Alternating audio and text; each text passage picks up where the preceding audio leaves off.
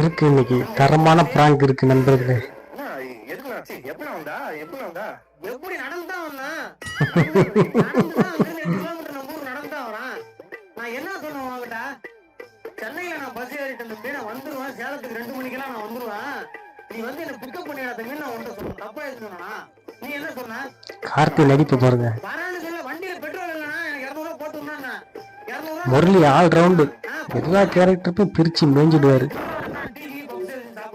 அதுக்கும் தெரியாது, சேர்த்து 100 ரூபா போட்டுட்டான்.